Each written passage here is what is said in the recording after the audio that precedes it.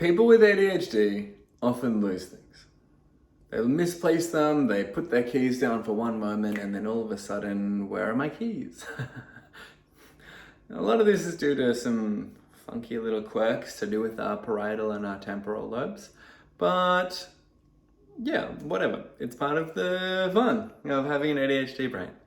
And in today's video, what I want to talk about are a couple, just two really simple, straightforward things that a lot of people with ADHD either stumble upon or gravitate towards as quick, straightforward systems to help them not lose things quite so much.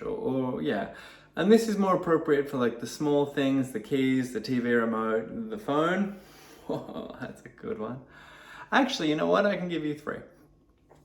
So, first of all, really simple, straightforward adage: a place for everything and everything in its place.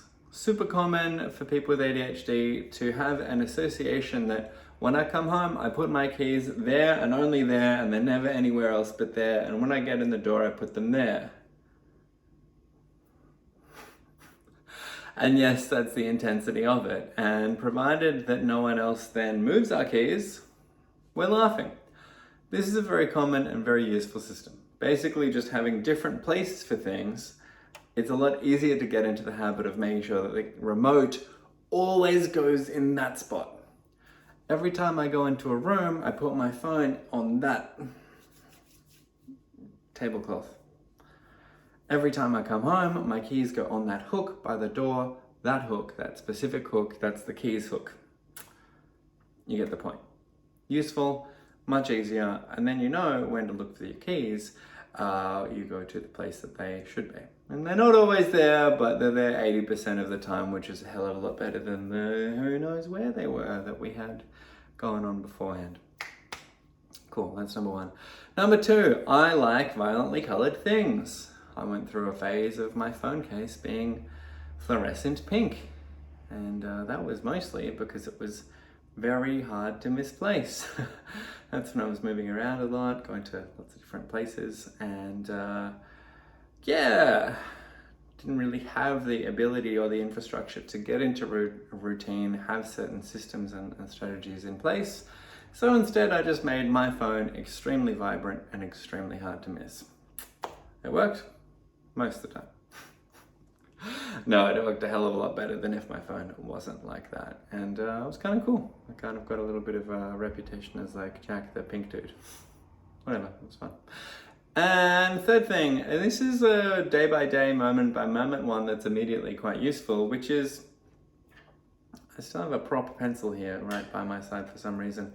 I can't remember why I was talking about this. Anyway, you don't care. Let's say that I had this pencil and I wanted to remember it.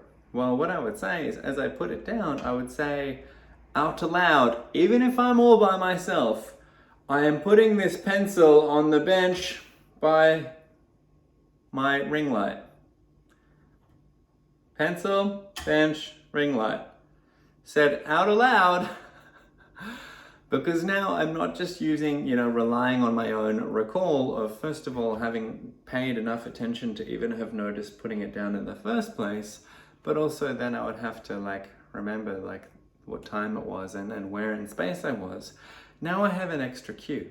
Now I have an extra thing that I can remember. Well, sort of two things. One is the sound of my voice saying I'm putting it here. I now have an auditory cue that I can remember. That helps. Also, the act of me doing that does add a level of reinforcement to those other things. But there's also the reinforcement cue of me saying a thing. Kind of the same, kind of not, but the difference is so semantic, who cares? Useful strategy. Very good to do by yourself. Or you can tell your dog or your pet or your cat or your bird or whatever, hey, Frank the cat, letting you know I'm going to put my pencil here or my keys here. You get the point. Voicing it, verbalizing it, super useful.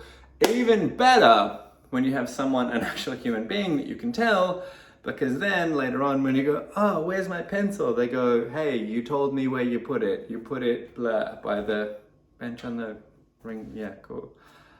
Helpful. But it's mostly for you. Just, there's someone else that can help out. Anyway, you get the gist. Hope this was useful.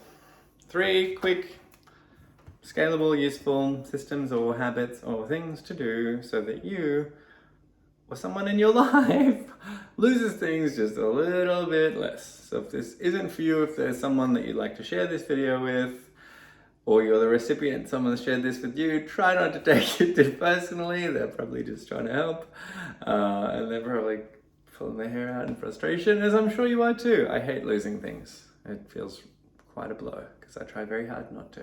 So when I do, it sucks. Anyway, hope these help. My name's Jack, by the way. If you're new to the channel, I post a new video every single day. I have ADHD. I'm an ADHD coach, and I try to share things that I think will help people like me and maybe you, who knows. Anyway, this is what I do. I'll see you tomorrow. If you want more videos, do the subscribe thing. You all know this speech by now. Anyway, bye-bye. Bye. See you tomorrow. Bye.